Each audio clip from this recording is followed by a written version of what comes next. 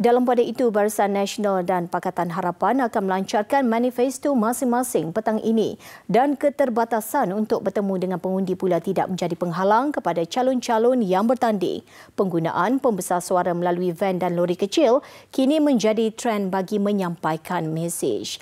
Hari ketiga berkempen, kita bersama wartawan Nur Fazilah Muhammad Zahir di Payung Umput. Fazi, dengan kempen yang agak terbatas dan terhad, apakah agaknya bentuk kempen yang menjadi pilihan calon?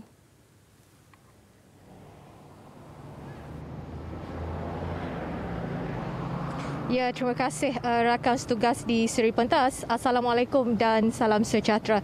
Sebenarnya saya masih lagi mengikuti kempen calon Barisan Nasional Datuk Rais Yassin, iaitu calon bagi DUN Payung Rumput ini, di mana beliau turut menggunakan bentuk kempen di mana truk yang memaparkan video dan juga gambar beliau untuk berkempen dari satu kawasan ke kawasan yang lain, memandangkan setiap calon perlu mematuhi prosedur operasi standard SOP yang ketat sepanjang berkempen bagi pilihan raya negeri Melaka ini. Dan saya juga turut bersama dengan Datuk Rais, di mana kita akan memperkenalkan calon muda yang baharu di kawasan ini. Okey Datuk, sebagai calon baharu Datuk, saya nak tanya apa cabaran besar Datuk sepanjang berkempen pada PRN kali ini? Okey, terima kasih.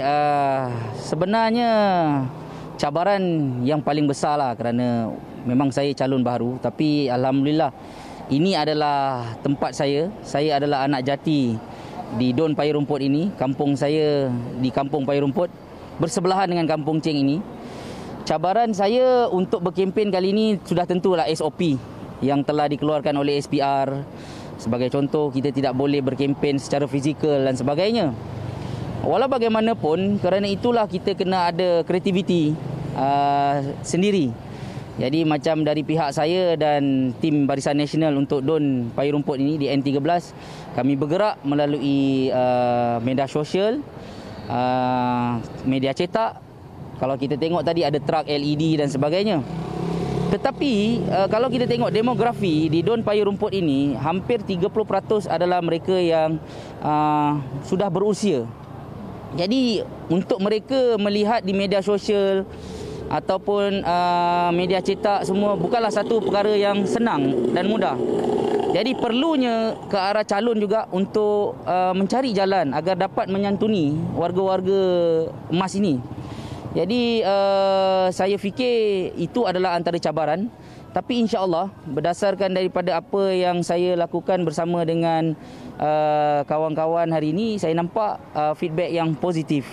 Tapi SOP itu sentiasa kita utamakanlah. Ya Datuk, saya nampak Datuk sebagai anak jati di sini memberi kelebihan. Tapi bagaimana agaknya perancangan Datuk sendiri kepada penduduk di kawasan ini?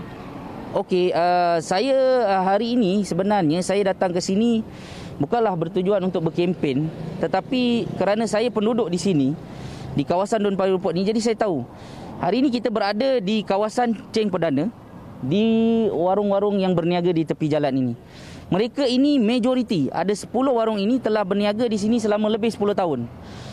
Kalau kita tengok di belakang ni je, gerai Kak Shima jual nasi kukus ni sudah hampir 14 tahun berniaga. Jadi baru-baru ni mereka dapat notis daripada majlis untuk masalah tentang struktur bangunan. Jadi pada saya mungkin sedikit kelebihan saya kerana saya adalah penduduk di sini.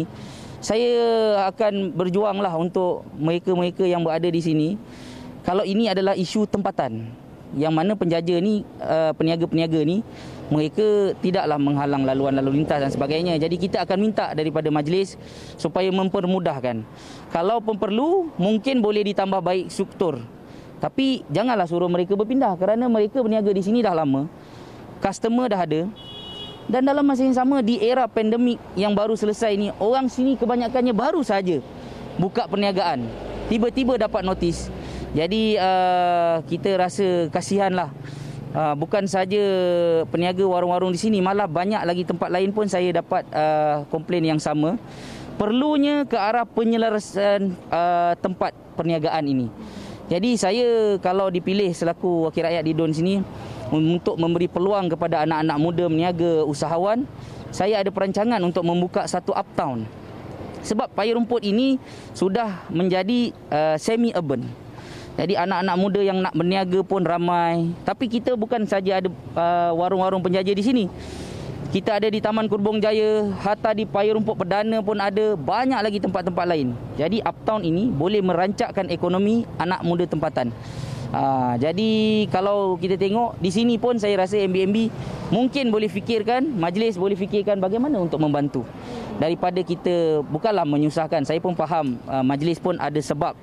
Namun kita harap kepada budi bicara. InsyaAllah saya akan bercakap sendiri dengan pihak atasan di MBMB untuk kita bantu mereka ini. Baik, terima kasih Datuk Rais.